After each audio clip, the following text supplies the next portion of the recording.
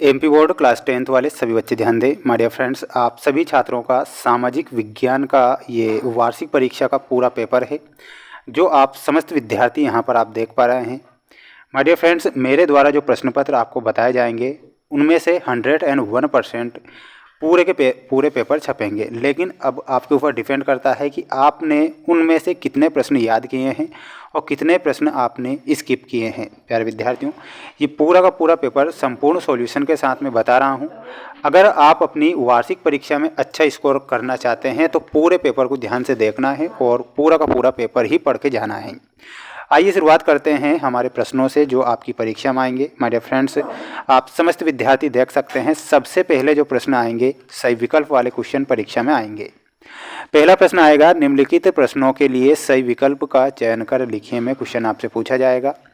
निम्नलिखित में से कौन सी भारतीय कंपनी बहुराष्ट्रीय कंपनी के रूप में उभर चुकी है। प्रश्न क्या है कि वह कौन सी कंपनी है जो भारतीय बहुराष्ट्रीय कंपनी के रूप में उभर चुकी है। इसमें आपको याद रखना है एशियन पेंट, टाटा मोटर्स और रेनबैक्सी। उपरोक्त सभी हमारा सही उत्तर के रूप में होगा, तो इसमें आप ऑप्शन नंबर डी करेक्ट उत्तर के रूप में याद रखेंगे। भारत में बैंक जमा का कितने प्रतिशत भाग नगद के रूप में अपने पास रखते हैं। तो कितने प्रतिशत रखते हैं, तो इसमें आपको लिखना है 15%।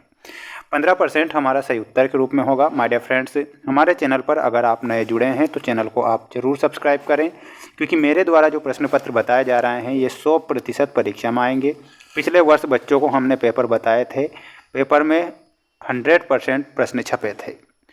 देश का आर्थिक विकास किन कारकों पर निर्भर करता है। तो देश का जो आर्थिक विकास होता है वैश्विक स्थिति पर निर्भर करता है, देश की जनसंख्या के आकार पर निर्भर करता है और अन्य देशों के सहयोग पर निर्भर करता है।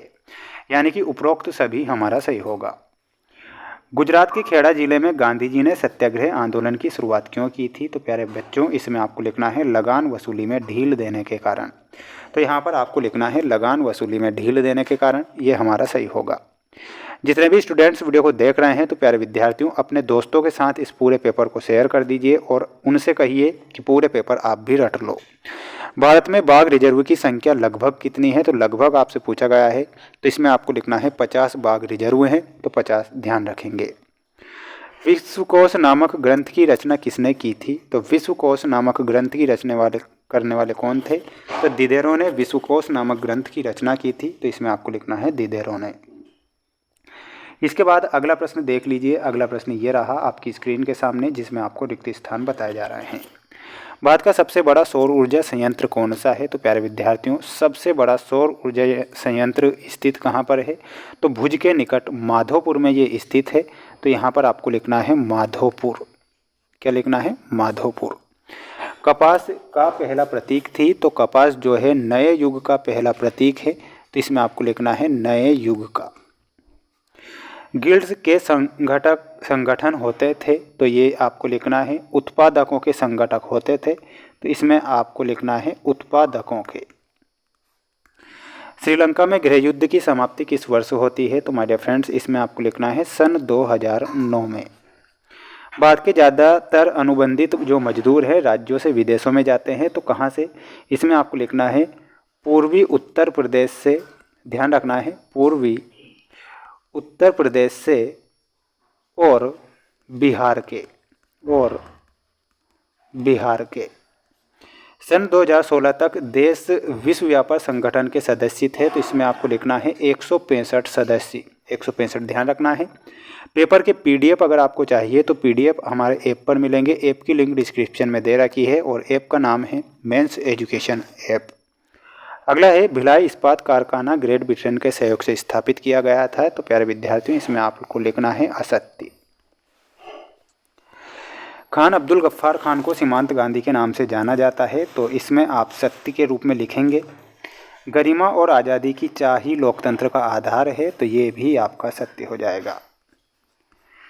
भारतीय बाजारों में अमेरिका के खिलौनों की भरमार है, तो इसमें आपको असत्य के रूप में लिखना है और असत्य होगा।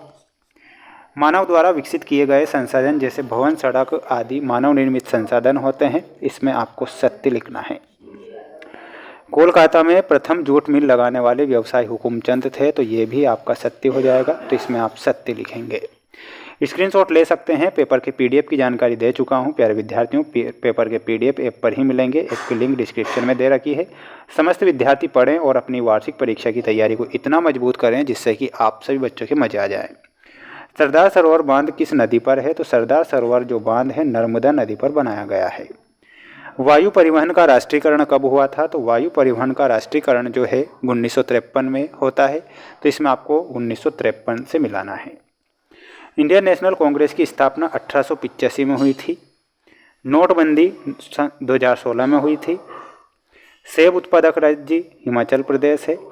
स्पिनिंग जेनी में आपको ऊनी धागे बनाने वाली जो मशीन होती है, तो इसमें ऑप्शन नंबर 12 से मिलाना है।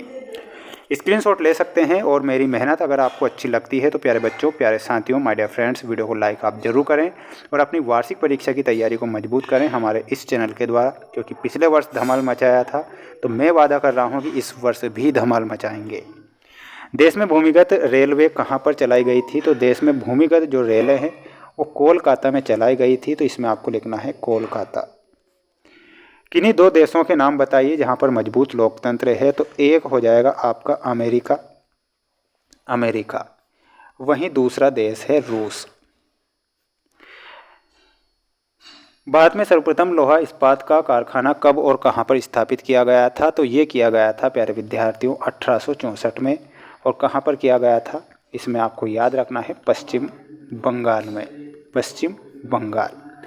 किस देश में एकल पार्टी सिस्टम है? तो इसमें आपको लिखना है चीन में एकल पार्टी सिस्टम है। नाटो का मुख्यालय कहाँ पर है? तो नाटो का जो मुख्यालय है ब्रुसेल्स, बेल्जियम में ये नाटो का मुख्यालय स्थित हो जाएगा। स्क्रीनशॉट ले सकते हैं। अगर आप अच्छे नंबर लाना चाहते हैं तो पढ़ लीजिए, रट लीजिए, क्योंकि मेरे द्वारा जो पेपर बताए जा रहे हैं डेफिनेटली परीक्षा में आएंगे। भारत का प्रथम परमाणु ऊर्जा केंद्र कहाँ पर स्थित है? तो भारत का प्रथम परमाणु ऊर्जा केंद्र कहाँ पर स्थित है, ऐसा आपसे प्रश्न पूछा गया है। तो प्यारे विद्यार्थियों, यहाँ पर आपको आंसर देना है सभी छात्रों को कमेंट बॉक्स में। तो सभी बच्चे इसका आंसर जरूर दें। कमेंट बॉक्स में जय श्री राम का मैसेज जरूर करना है सभी छात्रों को, ठीक है। बढ़ेंगे हमारे अगले प्रश्न की ओर। प्यारे विद्यार्थियों, पूरा पेपर अगर आपको चाहिए तो 23 ही प्रश्नों के आंसर हमारे ऐप पर मिलेंगे। ये अगला सेट होगा आपकी स्क्रीन के सामने। 2026 के लिए ये सेट पेपर हैं। पढ़ते हैं, याद करते हैं, तो मैं दिल से वादा कर रहा हूँ कि आपके पेपर बाहर नहीं जाएंगे, लेकिन आपको किसी प्रकार से रियल या फिर वायरल पेपर के चक्कर में नहीं पढ़ना है। सेट ए से लेके तो सेट ई तक मैं सेट पेपर बताऊंगा। अगर पढ़ते हैं तो बिल्कुल डेफिनेटली पेपर आएंगे। किसी एक सेट पेपर के भरोसे ना रहें, सभी सेट अच्छे से पढ़ें, अच्छे से मेहनत करें और अपने माता पिता का नाम रोशन करें। यही ईश्वर से हम कामना करते हैं।